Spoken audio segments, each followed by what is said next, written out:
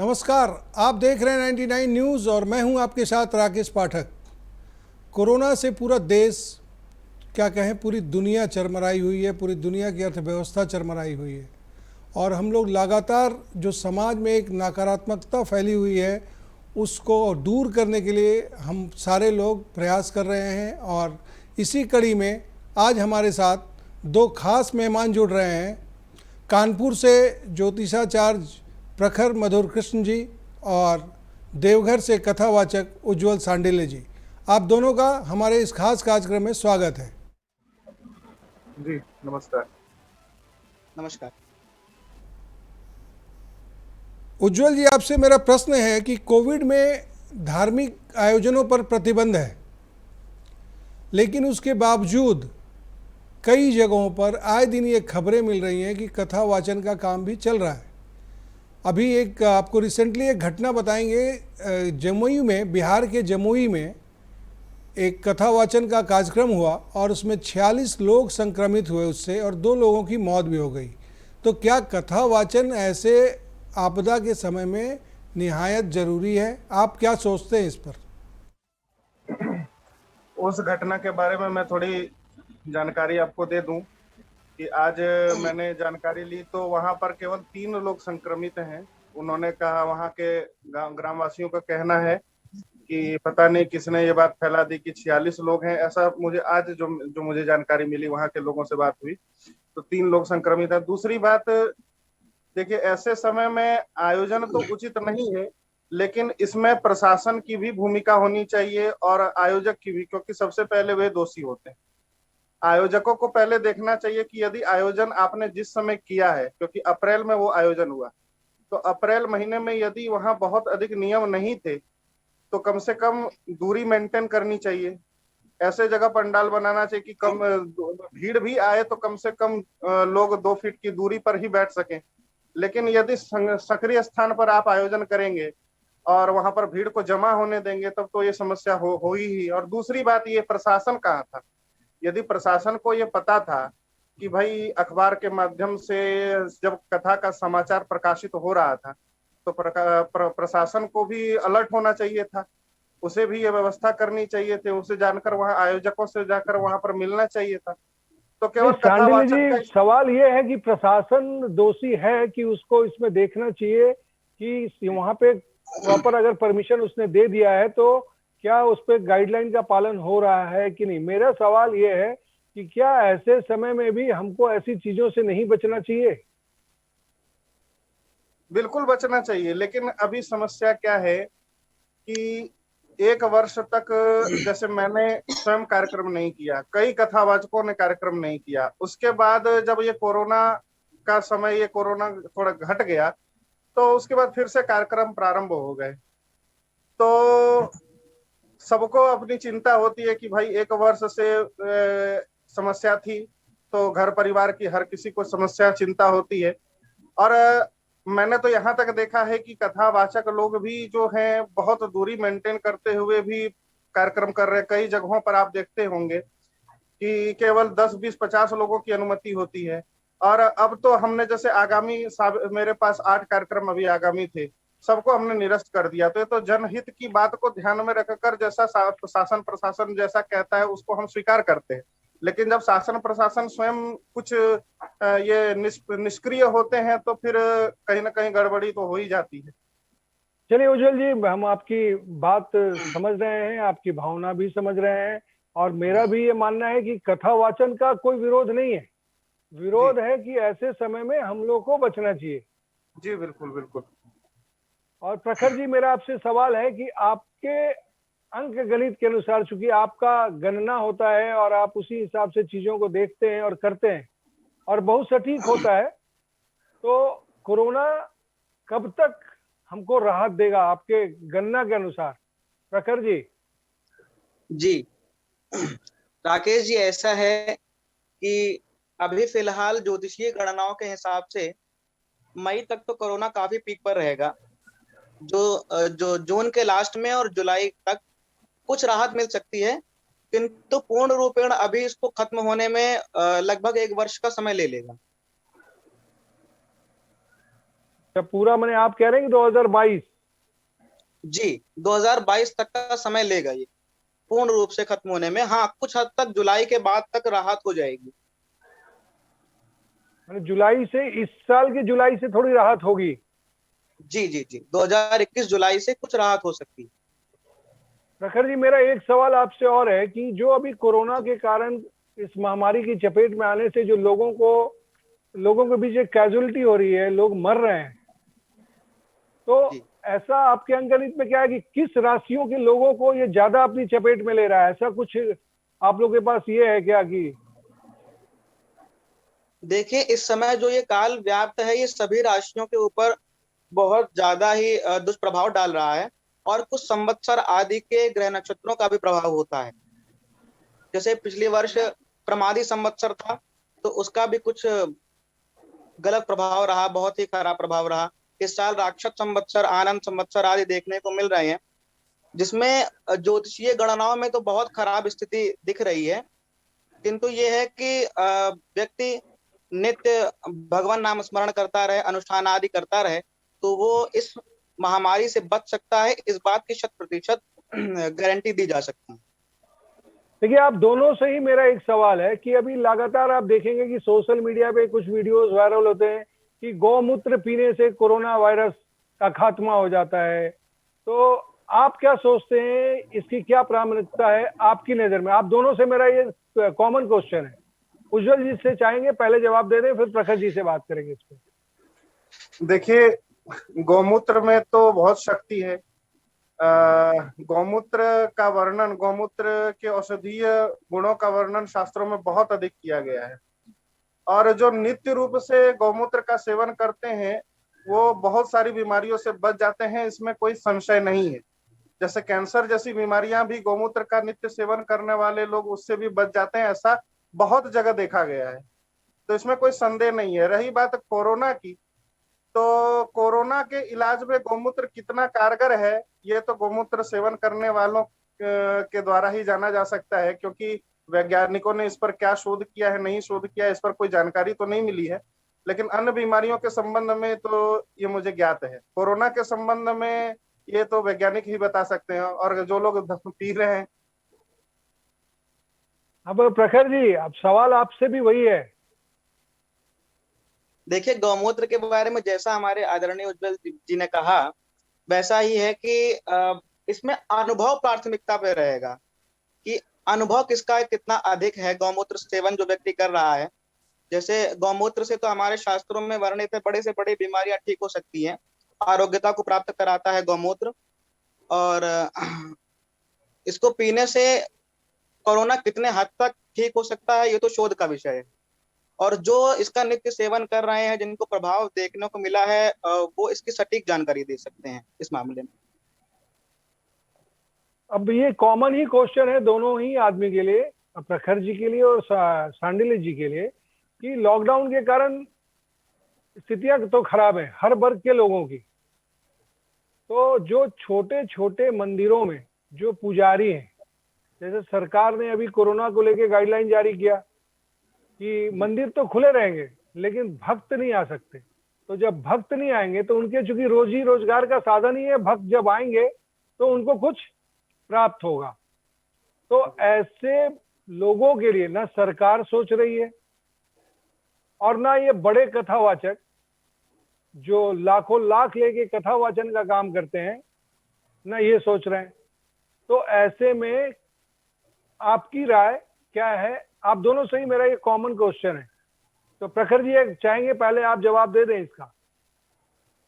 जी, देखिए, इस विषय पर तो मैं ये कहूंगा कि सर्वप्रथम हम लोगों ने काफी प्रशासन से और सरकार से भी इसकी अपेक्षा कर रखी है कि सरकार काफी हद तक मठ मंदिरों आदि में स्थापित पुजारियों को या फिर कर्मकांडी ब्राह्मणों को काफी हद तक मदद करे। और जो कि सामाजिक समितियां, संस्था आदि भी हैं जो कि इन सब कार्यों में आगे बढ़कर आती हैं, उनको भी ऐसा करना चाहिए, क्योंकि ब्राह्मण वर्ग इसमें काफी हद तक पीछे जा रहा है, क्योंकि मंदिर आदि बंद कर दिए गए हैं जैसा कि आपने कहा। और जहां तक मेरा मंदिर मानना है मंदिर कि खुले हैं, श्रद्धालुओं के लिए बंद है। पूजा पाठ के जी लिए जी मंदिर खुले हैं। जी जी जी, श्रद्धालुओं के लिए बंद है। इसी पर सरकार को इस पर अधिक मेरे समझ से ध्यान देना चाहिए। शांडिल्य जी, आपकी क्या जी राय है इस पे? देखिए, मंदिर बंद होने से बहुत अधिक लोग प्रभावित होते हैं। जैसे पुरोहित वर्ग, ये तो प्रभावित होता ही है। साथ में जैसे देवघर का मंदिर है, तो मंदिर के आसपास में जो हाँ, वो दुकानें मैंने हैं वहाँ लाखों वो, लाखों लोग जो है उस जी जीविकोपार्जन का जी साधन है। बाबा का जी जी मंदिर वहाँ देवघर में लाखों लाख लोगों के जीविकोपार्जन का साधन है। और ऐसे जी, में अगर मंदिर बंद रहता है श्रद्धालुओं के लिए, तो उनकी रोजी रोटी तो संकट में आ जाती है। बिल्कुल उनकी रोजी रोटी संकट में आ जाती है।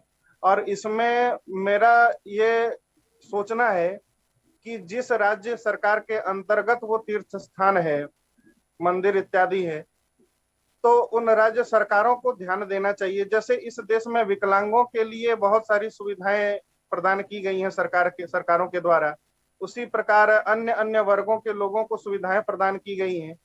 तो फिर जो लोग इससे प्रभावित हो रहे हैं, चाहे वो पुरोहित वर्ग हो, ब्राह्मण वर्ग हो, अथवा जो दुकानदार हो, जो भी इससे प्रभावित हो रहे हैं, कम से कम उनके लिए भी कुछ स्पेशल पैकेज की घोषणा होनी चाहिए। अरे कोरोना हमेशा थोड़ी रहेगा। जितने समय के लिए ये महामारी है और जितने समय के लिए मंदिर बंद है, कम से कम कुछ समय के लिए यह प्रयास करना चाहिए। उनको पूछने वाला कोई नहीं है, बड़ी समस्या है। मैंने अभी कुछ दिन पहले यही फेसबुक पर यह समस्या मैंने लिखी। मैंने कहा कि पता नहीं, हो सकता है कि वोट बैंक की राजनीति के चक्कर में लोग इन्हें देखने वाले नहीं है, लेकिन ये उचित नहीं है।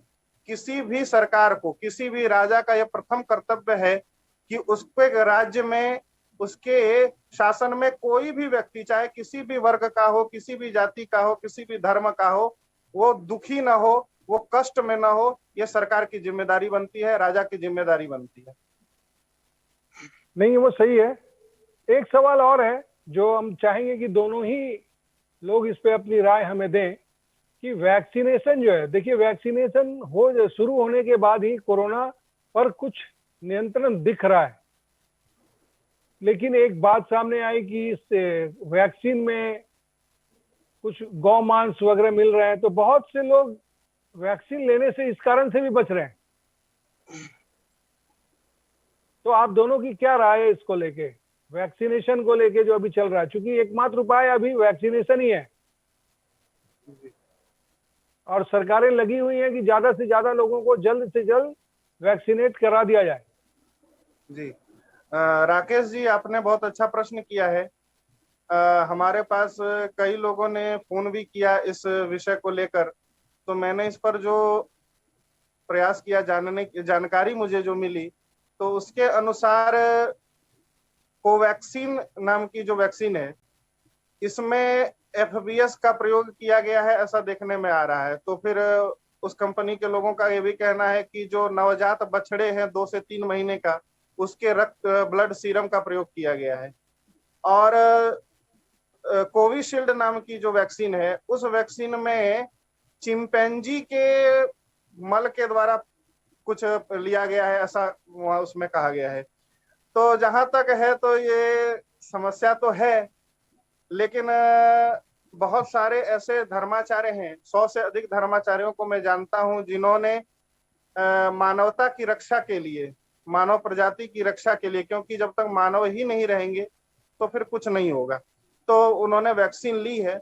हो सकता है, और सरकार भी इसमें कोई जबरदस्ती नहीं कर रही है। सरकार का ये कहना है कि आपको उचित लगे तो लीजिए, नहीं उचित लगे तो मत लीजिए, और व्यक्ति इसमें भी नहीं, स्वतंत्र है। लेकिन उज्जवल जी, क्या है ना कि बिना वैक्सीनेशन का अगर एक जी जी आदमी भी अगर बच जाता है, तो जी वो जी कम से कम 400 से ज्यादा लोगों को एक महीने में प्रभावित कर सकता है। तो जी जी सवाल जी है कि अभी जैसे आपने कहा ना कि मानव जीवन के लिए कुछ भी जरूरी होता है, जब हम बचेंगे तभी आपका भी कथा वचन चलेगा और प्रखर जी का भी ज्योतिषी वाला काम चलेगा, और हम भी आपके साथ बैठ के डिबेट कर पाएंगे। तो नहीं, सवाल बिल्कुल है सही कि बात है। सबसे पहले कि लोगों को बचाना ही प्राथमिकता है। जी, तो सारी मेरा ये खुशियां निवेदन तभी है। लौट पाएंगी, सारी खुशियां तभी लौट पाएंगी जब हम सब लोग सुरक्षित होंगे। बिल्कुल बिल्कुल, मेरा ये निवेदन है। आपने जो बात कही, तो इसमें कम से कम ये हो सकता है कि अभी भारत में बहुत सारी वैक्सीन आ रही है, जैसे स्पुतनिक भी आ रही है, उसके बाद और भी वैक्सीन धीरे धीरे आ रही हैं। तो जो लोग वैक्सीन लेना चाहते हैं, जिनके मन में इस प्रकार संशय है, वो कम से कम अपना संशय दूर करके वो वैक्सीन तो जरूर ले सकते हैं जिसमें इसका प्रयोग नहीं हाँ, किया सवाल गया है कि वैक्सीनेटेड तो होना पड़ेगा लेकिन सबको। वैक्सीनेट होना ये जरूरी है, बिल्कुल सही।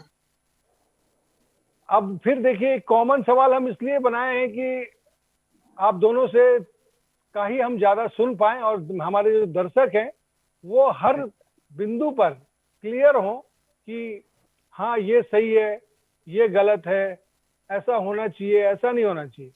अभी देखिए, सबसे विकट समस्या इस कोरोना महामारी में क्या है कि आप किसी का परिजन मर जाता है तो लोग लाशें नहीं लेने जा रहे हैं, छोड़ दे रहे हैं, ना उनका अंतिम संस्कार तक नहीं कर रहे हैं। एम्बुलेंस वाले ले जाके कहाँ फेंक रहे हैं, अंतिम संस्कार कर रहे हैं कि नहीं कर रहे हैं।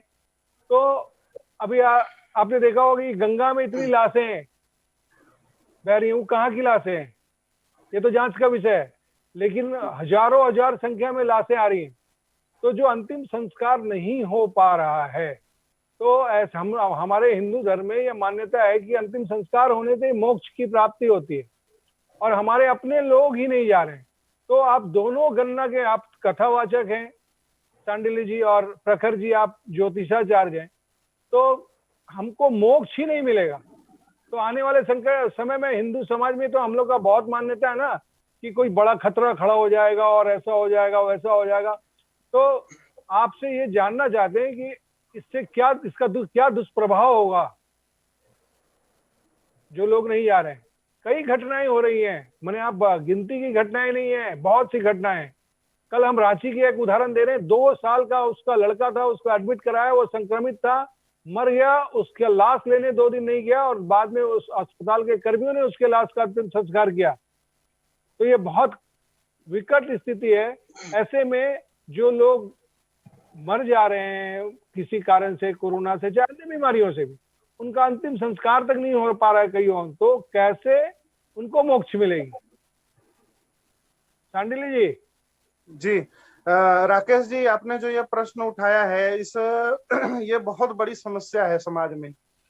आज स्थिति ऐसी हो गई है कि यदि भूल से भी कोई व्यक्ति कोरोना से संक्रमित हो जाता है और बाद में वो ठीक भी हो जाता है, तो समाज के द्वारा उसे एक तरह से निष्कासित, बहिष्कृत कर दिया जाता है। उसको उसके घर भी आना जाना, सवाल यही है ना कि लोग एकदम उसको तिरस्कार कर दे रहे हैं और अजीब नजर से देख रहे हैं, लग रहा है कितना बड़ा क्राइम करके आ गया वो।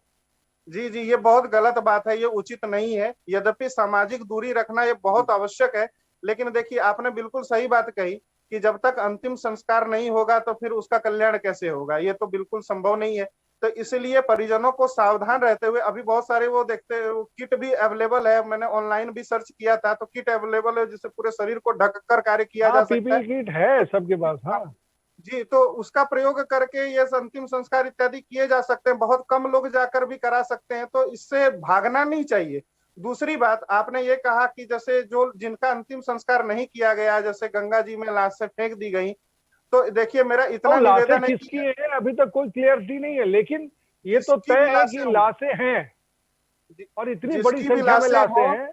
जो भी ऐसा कर रहे हैं वो इसलिए गलत कर रहे हैं क्योंकि वैज्ञानिकों ने चेतावनी दी है, अगर आप ऐसा करेंगे तो गंगा प्रदूषित हो जाएगी, और यदि लाश एक जगह इकट्ठी हो गई, सड़ने लगी, तो वो पूरा पानी प्रदूषित हो जाएगा, और उस पानी को जो भी प्रयोग करेगा वो बीमार होगा, या भले कोरोना उसे हो या ना हो, लेकिन अन्य बीमारियां उसे अवश्य हो जाएगी। इसलिए नदी में, गंगा जी में किसी भी प्रकार की लाश प्रवाहित करना ये बिल्कुल समाधान नहीं है। दूसरी बात कि यदि अंतिम संस्कार जिनका नहीं हुआ है उनके लिए भी उपाय है, जैसे भागवत आदि शास्त्रों के माध्यम से उसका कल्याण किया जा सकता है। ऐसा नहीं है कि उसका कल्याण बिल्कुल नहीं होगा, बाद में किया जा सकता है, लेकिन ऐसा बिल्कुल नहीं करना चाहिए। जानबूझकर लाश को फेंक देना, बाद में उपाय करना, ये बहुत बड़ा अपराध है, शास्त्र की दृष्टि में बहुत गलत बात है, ऐसा बिल्कुल नहीं करना चाहिए। प्रखर जी। सवाल वही है जी, आपकी राय जानना चाहते हैं लोग। जी, कोरोना में ये बात तो बिल्कुल सत्य कही आपने राकेश जी कि इस समय जो सामाजिक बहिष्करण चल रहा है लोगों का कोविड के बाद, ये बहुत ही ज्यादा कष्टप्रद है। क्योंकि मेरे मानने में सामाजिक दूरी होना उचित है, किंतु आंतरिक दूरी नहीं होनी चाहिए किसी की। लोग कोविड से लड़ करके जब वापस भी आ रहे हैं तो उन्हें पूरी तरह समाज से बहिष्कृत कर दिया जा रहा है, और ऐसे नजरों से देखते हैं जैसे कोई अपराध कर दिया हो, है ना। और ये सब बिल्कुल गलत बात है, क्योंकि जो व्यक्ति उस चीज को झेल रहा है समाज में, उसका कष्ट अकथनीय हो जाता है। और जो ये लाशों को फेंकने वाला काम करा जा रहा है नदियों में, गंगा जी में, आदि नदियों में, ये सब पूर्णतया अशास्त्रीय कार्य हैं, और शास्त्र इसकी कदापि आज्ञा नहीं देता है। देखिए, मुक्ति तो हर जीव की संभव है, क्योंकि हमारे शास्त्र में इतने सारे उपाय दिए गए हैं, और सारे मतलब सारे कष्टों का, सारी समस्याओं का समाधान हमारे शास्त्रों में उल्लिखित है। किंतु जानबूझकर कोई कृत्य करना, वो तो महाअपराध हो जाएगा। अब देखिए, एक सवाल है जो हालांकि चीजें हैं बहुत पुरानी हैं और बहुत दिनों से चली आ रही हैं, कि कथावाचन चाहे धर्म से जुड़े हुए लोग जो लगातार, जिसके लाखों लाख भक्त हैं, उनको फॉलो करने वाले लोग हैं, जो उनको अभी धरती का सामने साक्षात भगवान का दर्जा देते हैं। देश में कई ऐसे मामले हुए, आसाराम का नाम ले लीजिए, राम रहीम का नाम ले लीजिए, तो ऐसे में एक विश्वास का संकट खड़ा होता है। तो आप क्या सोचते हैं आसाराम और राम रहीम वाले प्रकरण से? सांडिल्य जी, क्योंकि आप भी कथावाचक हैं, आपको भी सुनने काफी लोग आते हैं, तो हम आपकी राय जानना चाहते हैं। जी जी बिल्कुल। राकेश जी, देखिए, ये समस्या केवल सनातन धर्म के साथ नहीं है, ये सनातन धर्म के हर अतिरिक्त धर्म में है, हर धर्म में है, कहीं मेरा इश्यू नहीं है। जैसे हम चूंकि ये नाम ले रहे हैं, जाकिर नायक जैसे लोग भी हैं। हाँ, आप एकदम, कहीं कोई मेरा उस पर आपत्ति नहीं है। हर धर्म के लोग हैं, जो कुछ लोग ऐसे हैं, तो ऐसे में एक बड़ा संकट खड़ा होता है भरोसे का। बिल्कुल बिल्कुल। देखिए, तो हम चूंकि आप लोग भी इसी पेशे से जुड़े हैं, तो हम इसलिए जानना चाहते हैं कि आपकी क्या राय है और कैसे इसको हम लोग बच सकते हैं, रोक सकते हैं। इसके लिए जनता को, श्रद्धालुओं को जागरूक होना पड़ेगा। देखिए, हमारे यहाँ संप्रदाय इसलिए बनाए गए थे। संप्रदाय का नाम सुनकर कई लोग नाक भौं सिकोड़ने लगते हैं, जो उचित नहीं है। संप्रदाय के जो साधु हैं, संप्रदाय के जो आचार्य हैं, जैसे हमारे जगत गुरु हैं, जगत गुरु रामानंदाचार्य, जगत गुरु शंकराचार्य इत्यादि, तो इन पर विश्वास इसलिए किया जाना चाहिए क्योंकि ये संप्रदाय से जुड़े हैं। लेकिन जिनका कोई संप्रदाय नहीं है, जो अपने आप को 10, 20, 50 चेले हुए, अपने आप को भगवान घोषित कर दिया, खुद का पैर पूजाना प्रारंभ कर दिया, तो यदि लोग उनकी ओर भागेंगे, ऐसे अभी बहुत लोग हैं, फलाना लिविंग वाले, फलाना ढिकाना, कई लोग हैं। आप, जब मैं नाम नहीं लेना चाहता, कई लोग नाराज हो जाएंगे, तो कई लोग हैं। तो यदि आप संप्रदाय से विरुद्ध जाकर ऐसे लोगों की, व्यक्ति की पूजा करना प्रारंभ कर दोगे महाराज, तो फिर यह समस्या तो आएगी ही, फिर व्यक्ति अपने आप को भगवान समझेगा ही। लेकिन यदि आप ग्रंथों को प्रखर जी, अब आपका सवाल है, चूंकि समय कम है और हमको कार्यक्रम एक समय के हिसाब से खत्म करना होगा। प्रखर जी, आपकी क्या राय है? देखिए, विश्वास खंडित होने का मूलभूत कारण तो यही है कि जो संतत्व व्यक्ति का होता है, वो तन से भले व्यक्ति दिखा दे, किंतु आंतरिक नहीं हो पाता, है ना। और इसमें जनता का बहुत बड़ा दोष है, क्योंकि केवल और केवल अगर सनातन वैदिक धर्म को ले लें, तो इसमें ही नहीं, अपितु सारे जितने नवीन पंथ हैं, उनमें भी ये दोषी पाए जाते हैं कि अपने शास्त्र सम्मत गुरु को नाश बनाना, या फिर ऐसे व्यक्ति को फॉलो करना जो ज्यादा अधिक चमक धमक में दिख रहा है ज्यादा लोगों में, है ना, कि वो बस उसका रूप रंग देख करके लोग ग्लैमराइज हो जाते हैं। जी जी लोग जी ग्लैमराइज हो जाते हैं। नहीं तो राम रहीम ऐसे लोग पिक्चर बनाने लगे जी, माने धंधा हो गया। आप समझिए, तो सीधा सीधे हमको कहने में कहीं कोई परहेज नहीं है कि कथावाचन धंधा है। जी राकेश जी, कथावाचन उज्जवल जी कुछ बोल रहे थे, उज्जवल जी कुछ बोल रहे थे आप। जी जी बोले। कथावाचन धंधा नहीं है, लेकिन कुछ लोग इसे धंधा बनाने में लगे हुए हैं। आज भी ऐसे कई कथावाचक हैं जिनको, जो धन के पीछे इतने मतवाले नहीं है, इतने पागल नहीं है। हम लोग स्वयं यद्यपि खुद का मैं कोई गुणगान करने यहाँ नहीं बैठा, लेकिन स्वयं वर्ष में ऐसी अनेक कथाएं करते हैं जिसमें सामने वाला आयोजक जो होता है वो धन से बहुत मजबूत नहीं होता, आर्थिक स्थिति मजबूत नहीं होती, लेकिन फिर भी अपनी अर्थव्यवस्था के हिसाब से वो आपकी माने आपका सम्मान करता हो, सम्मान करता है। श्रद्धा सबसे बड़ी, पहले सामने वाले में श्रद्धा न हो तो किसी का धन से क्या करेंगे। यदि सामने वाला सम्मान ही न दे, श्रद्धा उसमें न हो भगवान के प्रति, कथा के प्रति, तो केवल पैसे के लिए कथा करना भी ये कोई उचित थोड़ा ही है। नहीं, जिस ढंग से ग्लैमराइज हुआ है ये, आप चूंकि आप यही काम लगातार कर रहे हैं और तो आपको ज्यादा अनुभव हो रहा होगा कि लोग कैसे अपनी ब्रांडिंग करा रहे हैं, कैसे चीजों को अपने अगल बगल इर्द गिर्द कैसे घुमाने की कोशिश कर रहे हैं। तो सारा मामला इसलिए हमने धंधा कहा इसको। देखिए, आपने जो कहा वो उसकी बात को मैंने थोड़ा संशोधित कर दिया कि बहुत लोग ऐसा कर रहे हैं और ये करना उचित इसलिए भी नहीं है कि देखिए आज क्या है ना कि समाज कैसा हो गया कि अर्थ प्रधान युग हो गया है। तो अर्थ प्रधान, अधिक से अधिक लोग चमक धमक की ओर हैं, अधिक सुविधाएं चाहते हैं, कथावाचक भी चाहते हैं, चाहे धर्मगुरु वो चाहते हैं कि बढ़िया आश्रम बनाए, बढ़िया वाहन में चले, तो भैया पैसा आएगा कहाँ, तो पैसे के लिए वो सब कुछ करते हैं। लेकिन इन सब से बचने का प्रयास करना चाहिए ताकि जनता को धोखा ना हो, जनता जागरूक रहे और जनता जो भी कथा आयोजन करे सुने, कम से कम उसका कल्याण हो, उसके साथ तो कम से कम वैसे धोखाधड़ी नहीं करनी चाहिए। सांडिल्य जी और प्रखर जी, आप दोनों का धन्यवाद, क्योंकि समय अब कम है और हमको कार्यक्रम खत्म करना पड़ेगा और आपने हर मुद्दे पर अपनी राय बेबाकी से रखी। कानपुर से हमारे साथ जुड़े थे आचार्य प्रखर मधुर कृष्ण जी और देवघर से हमारे साथ जुड़े थे सांडिल्य जी। तो आप दोनों का धन्यवाद। 99 न्यूज आप देखते रहिए, क्योंकि हम सड़कों पर हैं, हमारे रिपोर्टर सड़कों पर हैं, हम हर पल की खबर आप तक पहुंचाएंगे।